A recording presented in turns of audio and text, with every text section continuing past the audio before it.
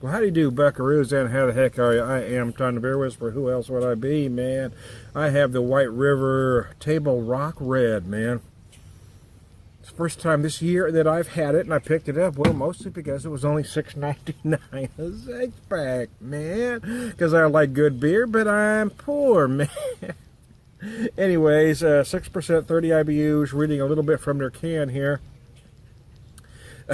This mellow red ale starts with complex caramel malt flavors, followed with layers of dry fruitiness from our authentic Belgian yeast strain. Yeah, it's very nice. The original Table Rock Red was more of a traditional red, right? We tend to think about a red. It was big and malty. But the original brewer out there really loved everything Belgian, right? Then they did this Belgian version. Now they have a new brewer out there, and I'm glad they've kind of reformulated some things, but they've kept tradition alive out there. The new brewer out there, Stacy's really taken them to a whole other place, man. But this beer is nice. It's not a Belgian double. They don't call it a Belgian double, but it has the feel of a Belgian double. You know what I mean? It's big and malty, yet it has those nice fruit notes that you expect when you know, with the Belgian yeast strain.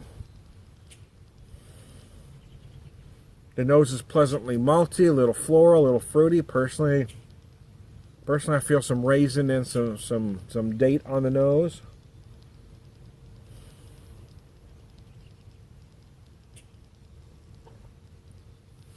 Oh, wow, the flavors are much the same as the nose. I mean, it starts out big and malty. You get those nice big malt flavors that you expect. They use a lot of caramel malt in this thing.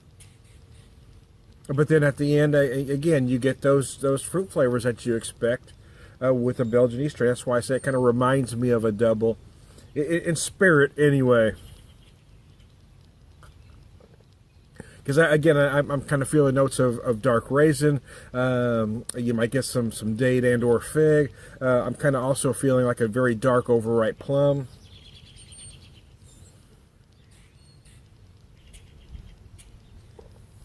It's just an enjoyable beer. At 6%, I'm certainly not going to call it a session beer, because I certainly wouldn't approach it the same way that I would a 3.8% session. But it is something that is very enjoyable and very easy drinking.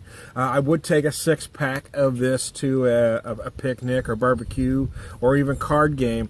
I don't know that I drink all six, because I tend to bring extra beer. I tend to bring more beer than I'm going to need, because I like to give beer away. You know, I like to share beer.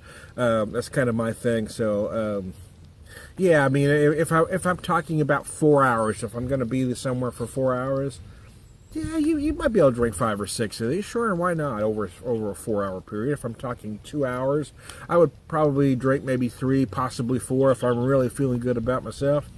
It is that easy drinking, but keep in mind that it still is 6%.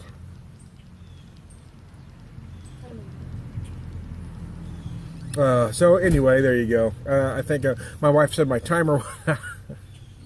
I've got some. I'm actually steaming some Italian sausage. We're gonna make some lasagna later today. I got to make one small pan for my mother-in-law and 2 medium-sized pans for us and our daughter and her family. So I'm gonna assembly line it all. I'm kind of just gradually doing things one step at a time. I did spend a little bit of time when I was working for the evil retail empire at one time in my life. I spent some time in Las Cruces, New Mexico, and El Paso, Texas. So sometimes I like to go back and adopt that mañana attitude that they have out there. So there you go. So hey, I'm Tom the Beer Whisperer, prolific beer drinker, purveyor of wisdom, and all-around good guy. Have a good one, y'all.